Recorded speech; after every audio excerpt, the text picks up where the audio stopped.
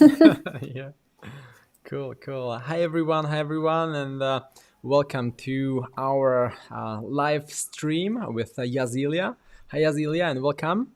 Hi, everyone. It's really great to have you here. We are going to talk for the next half an hour, 40 minutes roughly, about tech recruitment. And I know you are also very excited and passionate about recruitment, right? You are an IT recruiter, so Yes, so we totally. will we will share with people watching this some key insights about IT recruitment, IT positions back and front, and how to find these people, where to find them. So I would also encourage you guys watching this right now to ask questions.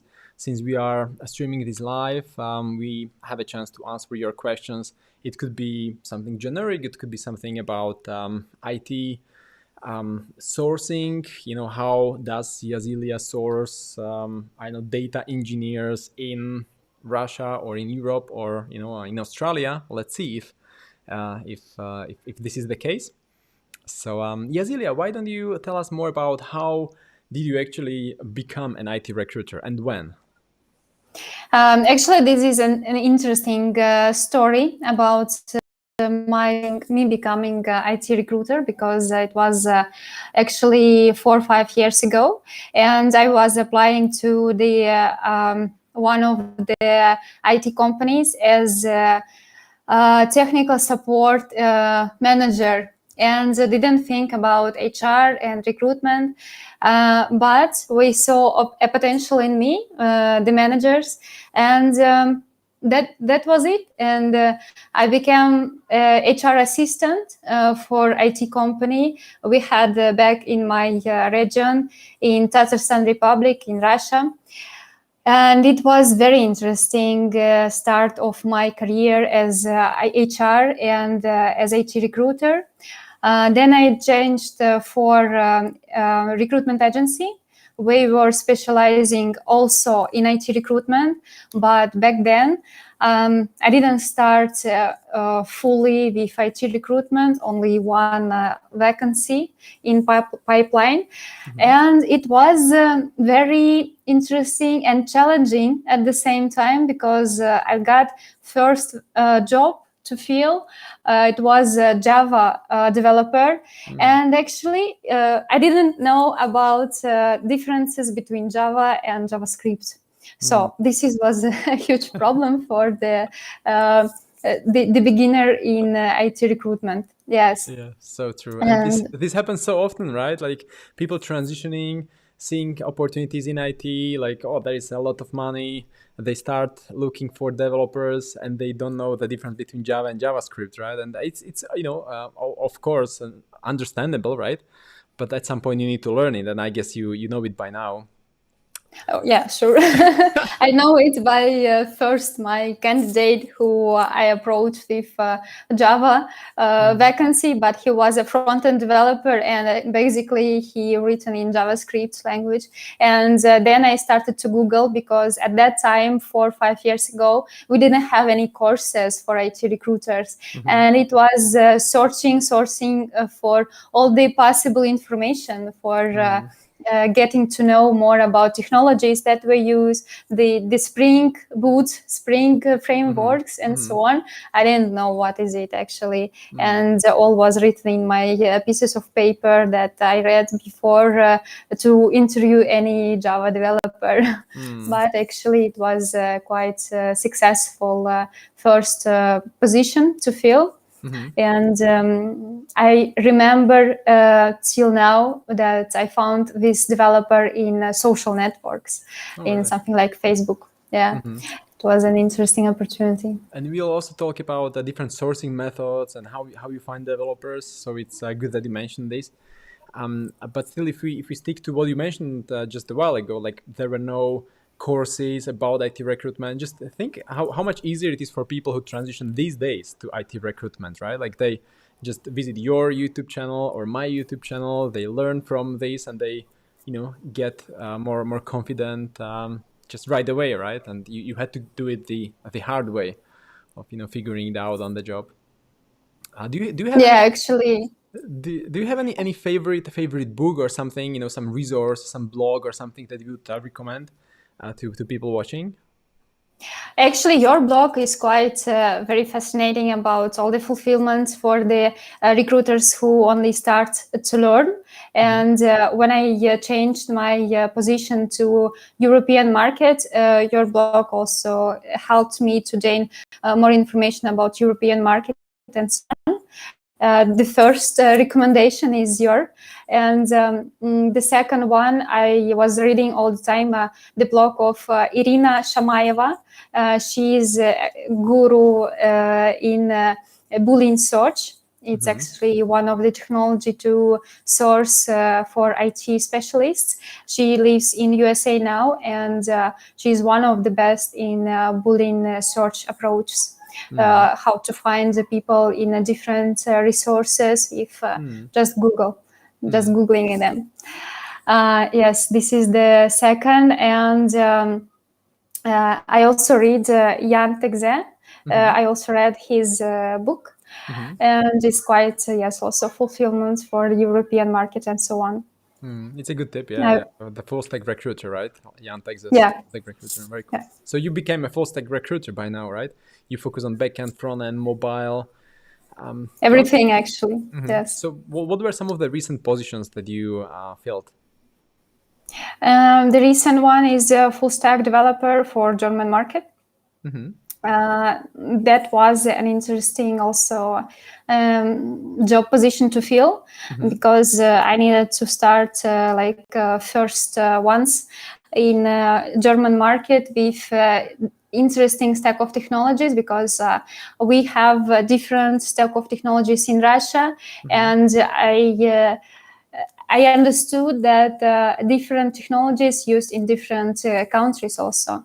For example, Ruby language on backend, it's not so much popular in Russia, but in some like Estonia, as I remember, yes, it's quite popular one, Ruby, and in Germany also.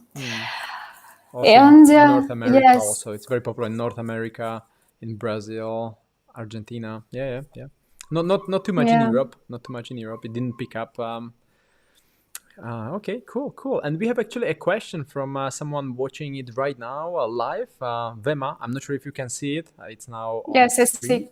So the question Vema is asking is, can you please explain minimum skills to work in IT recruitment? So based on your experience, what would you say if you are about to get someone new to join your team?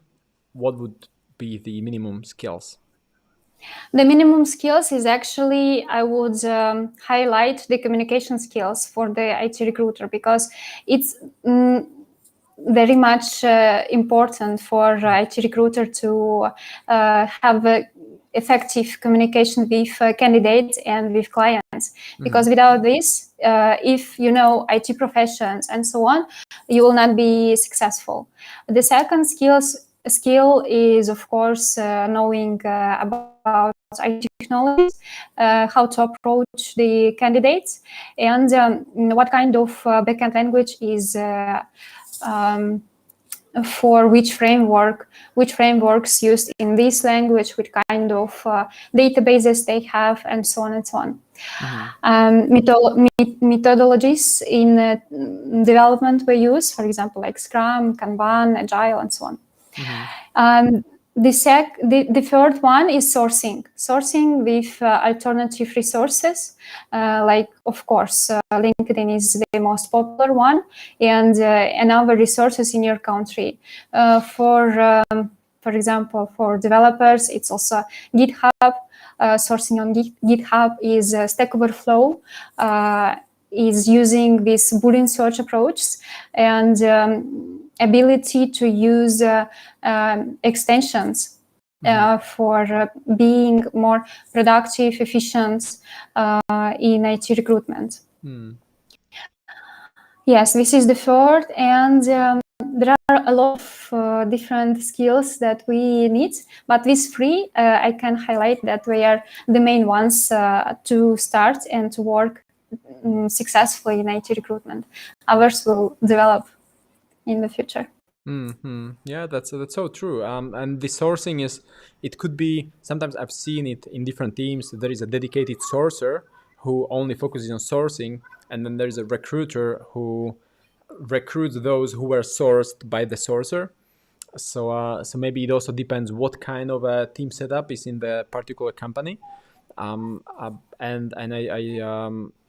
would just like to highlight the sourcing skill as a very important one, especially when it comes to looking for people on GitHub, for example. As you mentioned, like we've been successful in getting candidates for some like really senior positions through GitHub, because that's where developers are. You just need to be able to find them, and especially these open source contributors. So indeed, yeah, totally. Cool.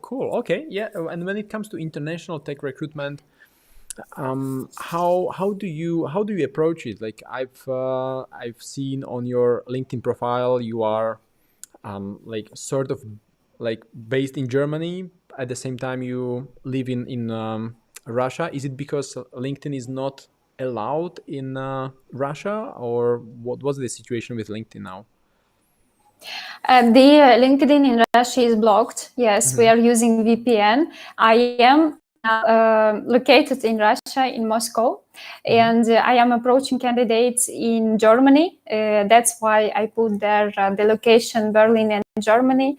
So I would get more connection to the people in this area, because we are taking consideration when we are answering to the recruiter where she or he is located. Is also an important part in understanding the LinkedIn profile when you are filling your LinkedIn profile as an IT.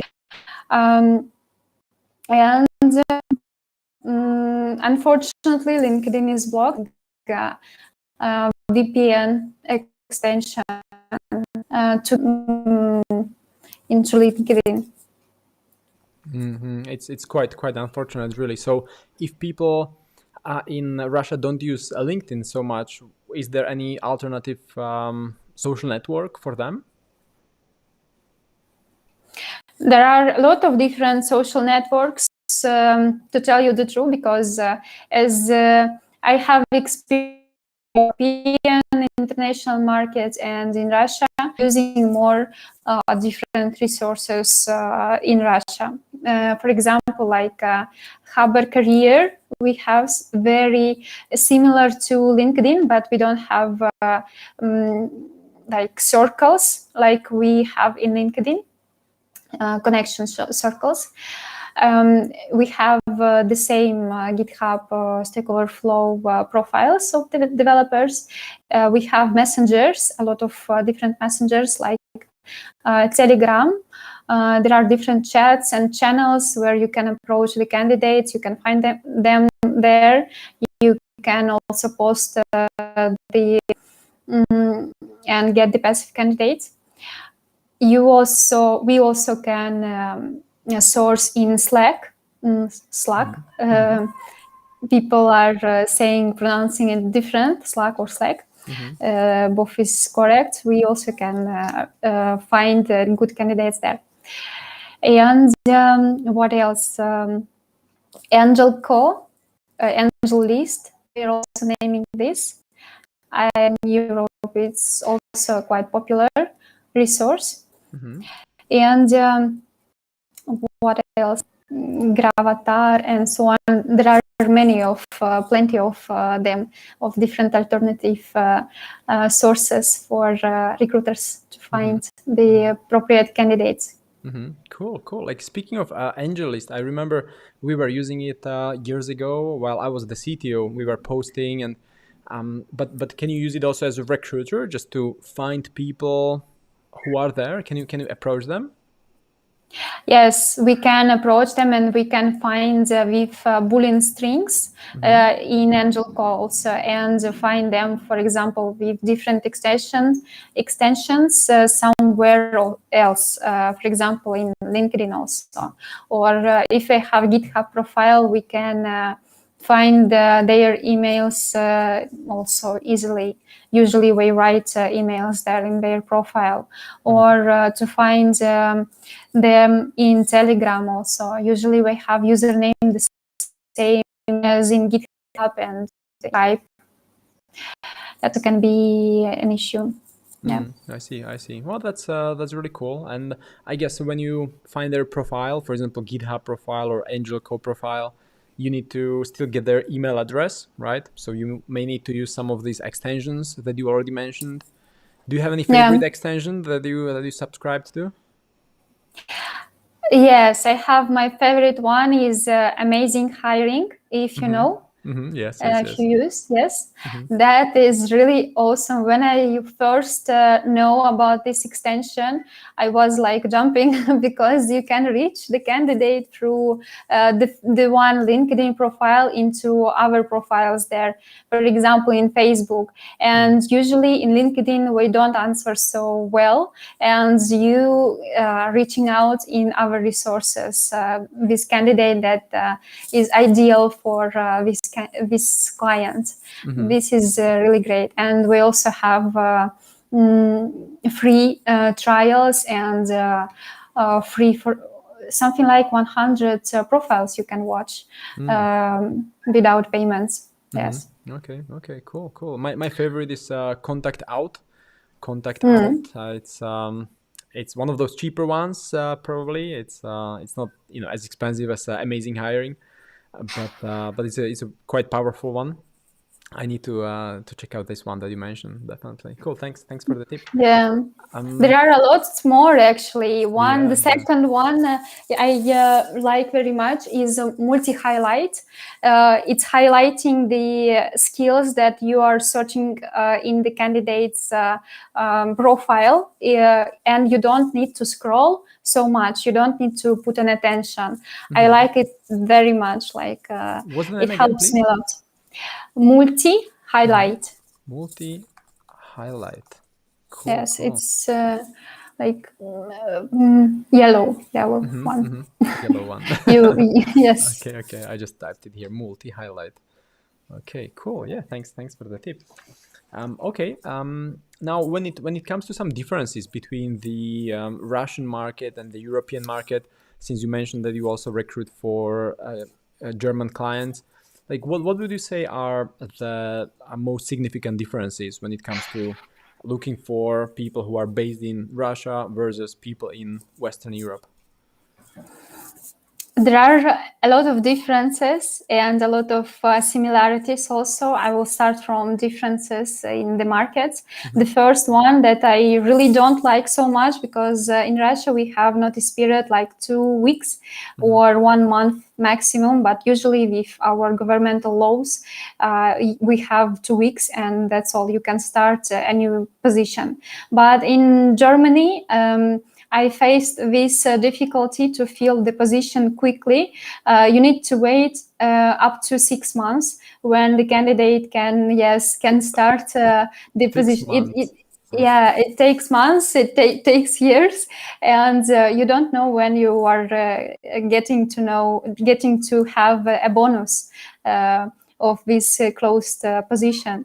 This is the first difficulty. The second one is actually LinkedIn, and now we have restrictions to get more contacts. It's something like 400 contacts in 1 week, and I was sending quite more than this number, and we don't have any other resources, for example, like job board. They are not so much, we are not good enough like LinkedIn or other resources to search for IT positions.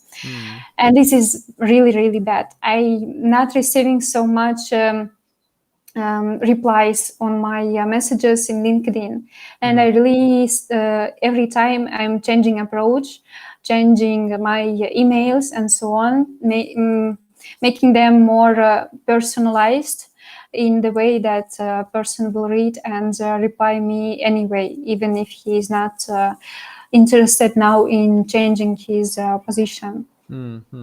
Yeah. It also takes time. Yeah, people don't respond. But it's sort of understandable because we all are overwhelmed with messages and advertisement, everything, right? So it's what it is. I guess we just need to start embracing this and somehow embrace ourselves for this new reality when people just don't care to respond at all. Yeah. Okay, and it's also similar here in Central Europe. You know, the 2 month or 3 months notice period. That's really crazy when you want to close a candidate quickly. And do you get the commission or do you invoice after the client is signed, like, or after the notice period? Because then it obviously has this negative impact on the cash flow, right? If you need to wait for 3 months or so. So It depends usually on the client and on the position to fill. So it's up to the things that we signed up with the client. Yes. Cool. And actually, that speaking of clients, it also reminds me. Quite a lot of people ask me in comments or via email, like how they as recruiters should get some clients. So what's your recommendation? Like if you were to start again, say with your knowledge but without any clients right now, what would you do? I think I would go with a recruitment agency for sure, because it can give you more possibilities to grow, not only in quality, but it can grow faster, in a faster way, because in recruitment agency, we have usually different IT positions to fill. We are getting to know more businesses, more different companies, and of course, different approaches for every position to fill.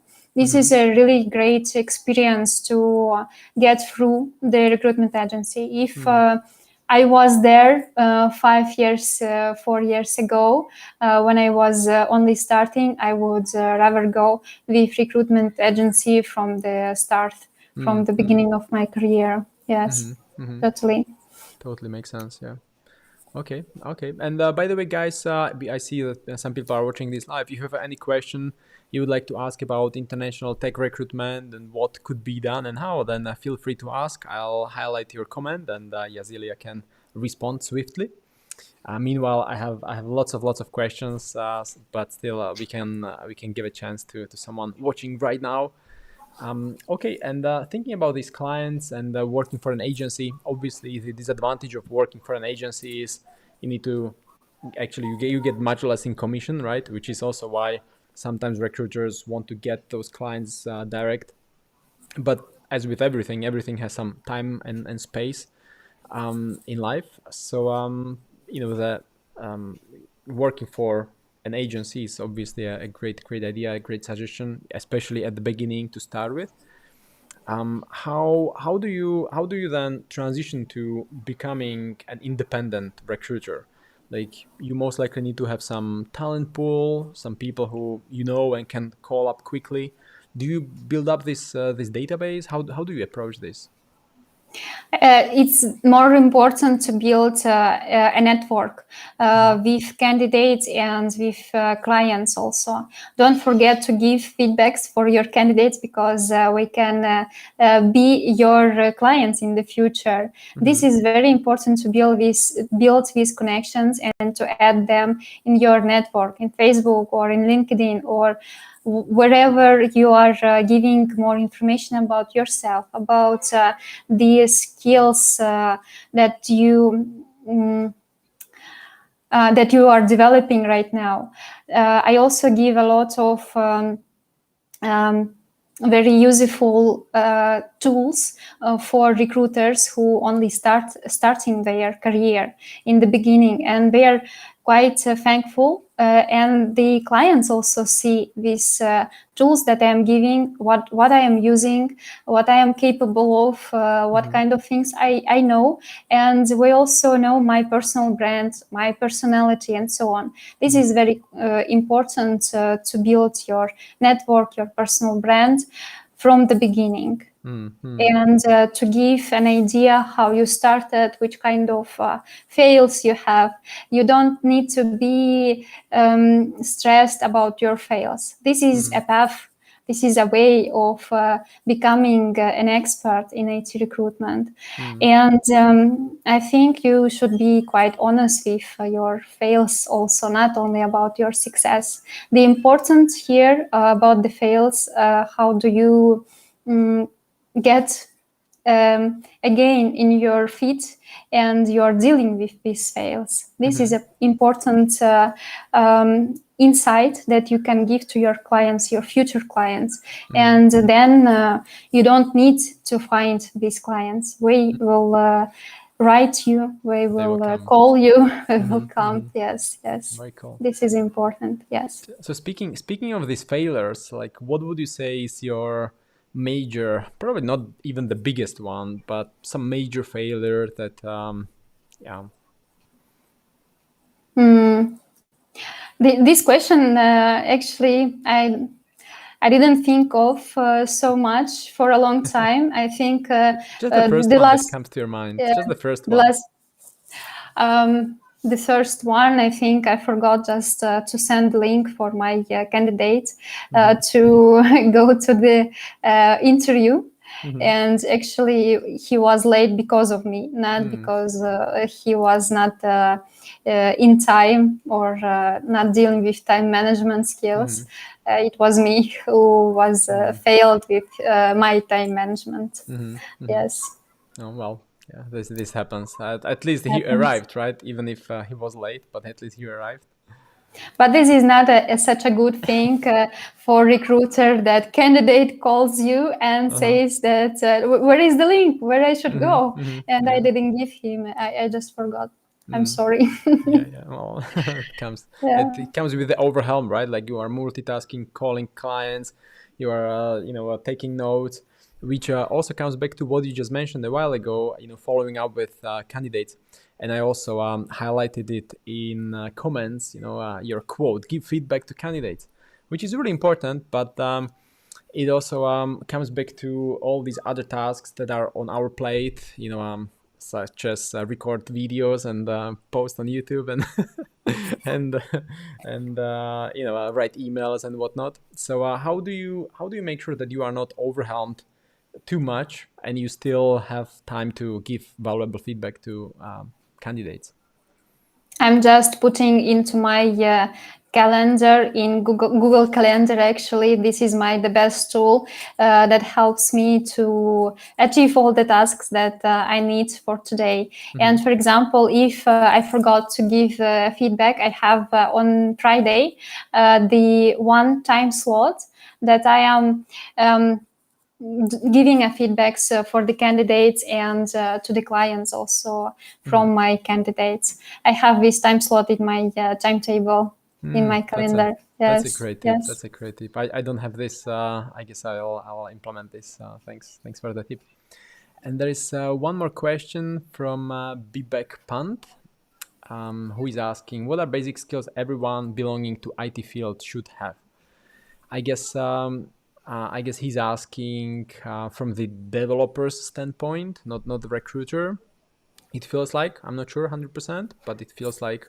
So what are the skills, say, of a developer, full stack developer, web developer, something that is like a no-brainer that you don't even ask for? It's just should be there. I think I can answer for both sides of it, and it's more like not hard skill but a soft skill that you should stay every time open-minded, and you should every time learn something new. You should starve for the knowledge, and this is the basic skill for being a successful in IT field, both for developers and for IT recruiters. Yeah. So this was meant from the developer standpoint. Okay. Like the one that came to my mind is, for example, HTML or CSS. Like this is such mainstream skill. It's not too difficult, HTML or CSS. On some level, obviously it can get complex, but on a like really high level, any backend developer, any front-end developer, any full stack front-end, like all of these developers know HTML and CSS. So that's just like obvious skill. Plus SQL also, I would say it can get deep, of course. Data developers they use SQL on a very complex level, but backend developers, they know SQL, SQL on some level, pretty much everyone. So SQL, HTML, CSS, but those are the Yeah. basics.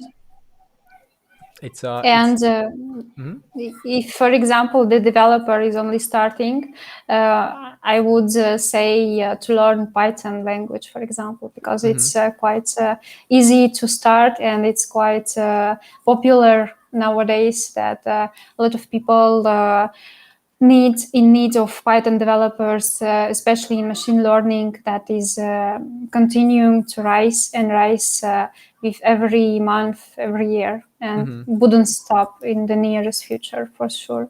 Yeah, and Python is used for web development, for data science, IoT, robotics, DevOps even. So it has very For wide testing range. also, Yeah, to yes. testing. So it's definitely a good skill to have. It's not a basic one, but it's definitely essential if someone wants to. And now it just reminds me, maybe some people watching this channel are also developers, which could be surprising, but it could happen. And now, so what would you recommend to developers, like from your IT recruiter standpoint? Like, what would you want every developer on the planet to know?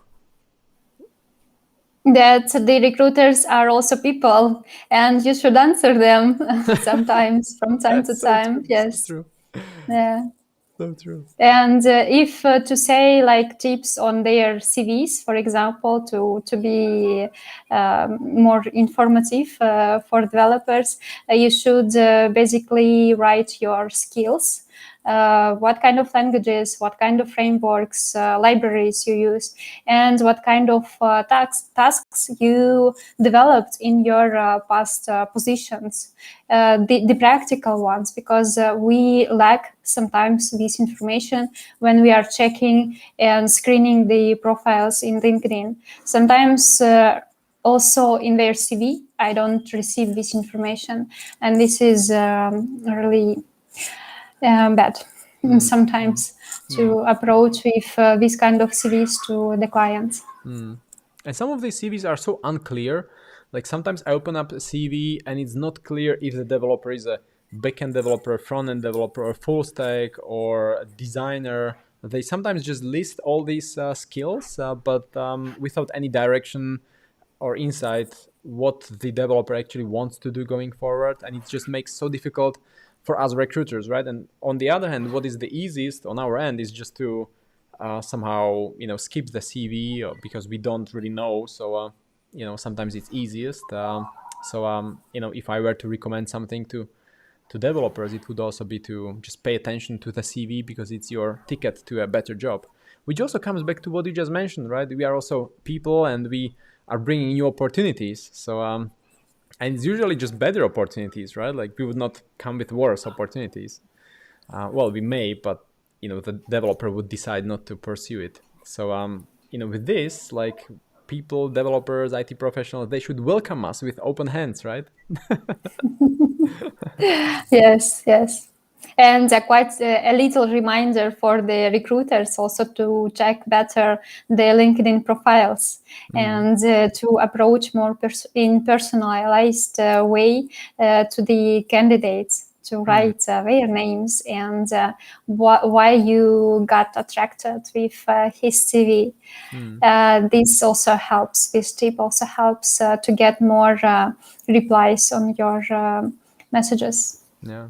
Just imagine what a wonderful world it would be if every developer would have a proper profile, a nice CV, everything well written, right? Like it would be just so much easier for us recruiters. Probably would not be even needed, right?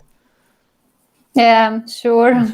It would be just This would be automated. just ideal. Yes, we will pray for this and maybe make it possible in some way in the future. All in our hands now. Yeah, which also comes back to the question of our value on the market, because if there is more and more automation, more and more AI, right? So how do we ensure that we are still relevant on the market and we bring some value? Like, what's your view on this? Like, how can we recruiters increase our value or deliver more value to the market? What is your, say, prediction for the next 3 years or 5 years when it comes to being helpful to CTOs or hiring managers, IT managers? This is really good question, because I also thought about this theme a lot, about this topic, and I am quite sure that recruiters will go ahead and will grow in their profession. We will become more and more, because now, because of the pandemic and because of the robots, automatization, and so on, there is a lack of communication, and we need people. We need to speak. Sometimes we are more chatting than speaking in real life, and we will be like partners for CTO, for the hiring managers, and between the candidates, because the candidates also want to hear your voice and to hear your personal approach to them, and it's not possible that the personal approach will be automated by robots. Because every time there is something that by emotional intelligence, no, you get more information by calling, by having interview, video interview.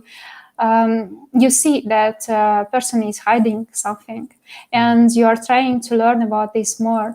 You are trying to learn about his motivation to leave, and not only the just the basic ones, but the real ones. And I am quite sure that robots can't do this at the moment. In the next, I don't know, 5 years for sure. True. Yeah, that's a fair point.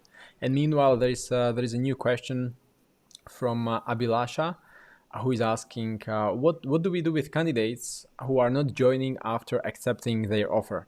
How do we, as recruiters, control this, if at all? Unfortunately, we can't control this. The important part, I think, in this is to interview in a more deeper way at the beginning.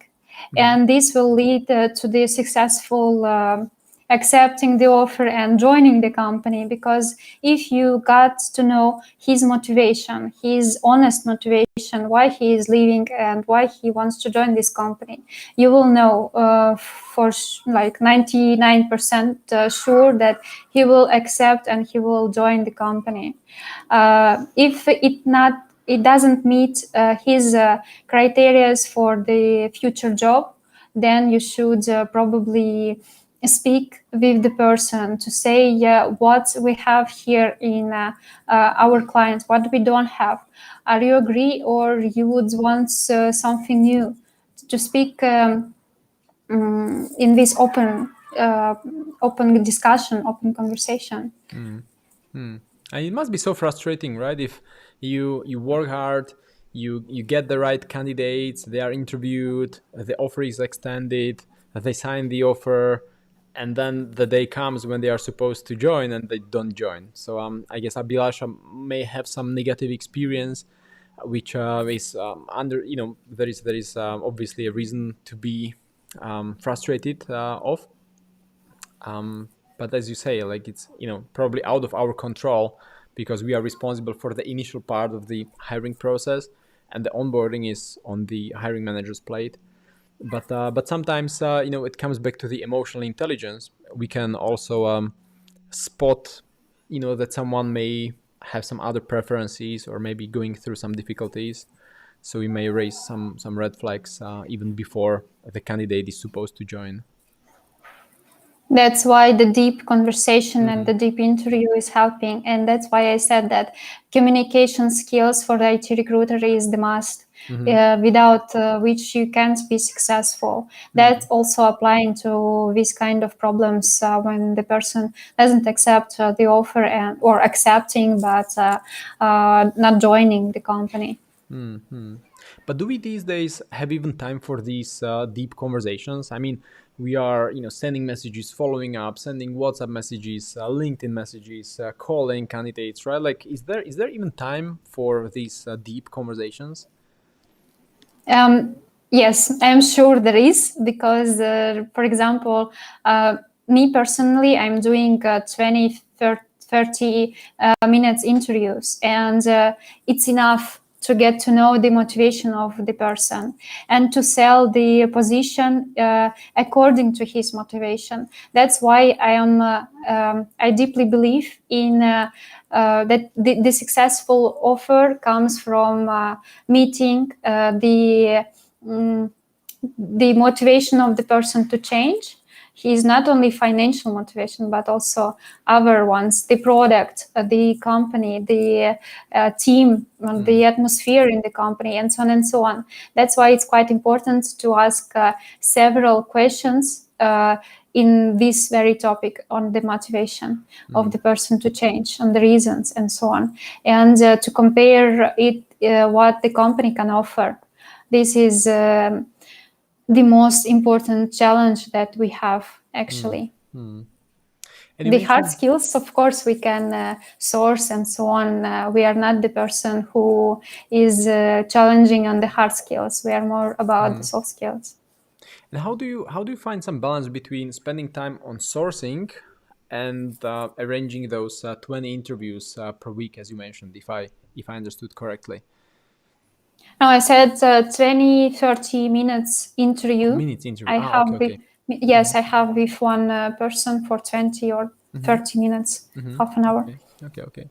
So we're just thinking about some KPIs. Like, what do you set for yourself as some reasonable KPI for number of hours spent sourcing or number of candidates entering your pipeline? What should other recruiters take as a benchmark? It also depends on the quantity of the vacancy that you're having in parallel. For example, for me, I would say that I am giving 2 hours of sourcing in the mornings when I don't have calls. And I am just fixing this interval in my calendar again. That's why I like this tool so much. And after, I am putting all the phone screenings or Skype, Google Meet interviews, and so on. It can happen like 2 up to 5 interviews in one day. And for me, the week is a successful one if I'm sending up to 5 CVs for my clients. Okay. That's a great KPI, and it gives everyone an idea what to do. And it's a good idea to block this time in calendar, because if it is not blocked in the calendar, it can slip through cracks, and sometimes you spend 1 hour, sometimes 1 hour 20 minutes, sometimes it may be a little tiring day, so you spend half an hour and you never know. But if you have it in the calendar and you are disciplined enough, it will be definitely easier to follow this habit. Very cool. Very cool question. Cool. Okay. Do you guys watching this have any questions before we wrap it up? I see some of you are still watching this live, so feel free to ask a question in comments, and we will quickly respond before we call it a day. I'm sure Yazilya has in the calendar some more blocks, phone screening or following up with candidates. So so probably the last question would be related to what would be your number one recommendation for an IT recruiter when it comes to being successful in IT recruitment. Like, what would you say is the most important takeaway?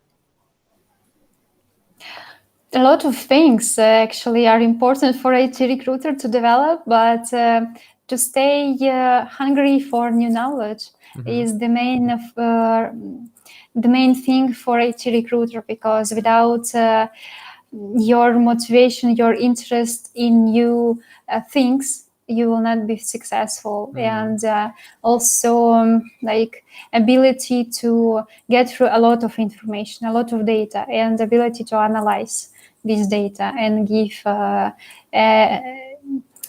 information for your clients or for your candidate. Yes. True. This is the main, I think. And especially in IT, everything changes so quickly. So without this hunger for for new knowledge, it's really difficult to be successful in the long run. So definitely I second this one. Yeah, for sure. Okay, cool. So it seems like there are no more questions in comments. There are some likes, so thanks a lot, guys, for that. And where can people find you if they want to reach out to you? Should they go to LinkedIn or should they go to, I don't know, YouTube? Sure. We can, yes, we can find me in LinkedIn by my name and surname, Yazilya Nasibullina. And in YouTube also, I think we can have a link there. Only one thing is my YouTube in Russian for the moment, but I think I will have English one videos also there. Yeah, okay. I wrote in comments LinkedIn and YouTube. If you just guys look for Yazilya Nasibullina, then you will find the channel, and we can look forward to some English videos soon also, right, on YouTube. Yeah. Yeah. Very cool. Okay, cool. Thanks a lot for being here. Thanks a lot for sharing all these great insights about IT recruitment, international IT recruitment. I really appreciate your insights and tips, and I'm going to block my calendar with some screening Great. and some follow-ups. So thank you. Great. Have a Great. wonderful day. You too. Thank you for having me here. It was a really wonderful experience to share my knowledge a little bit. Yeah, thank you.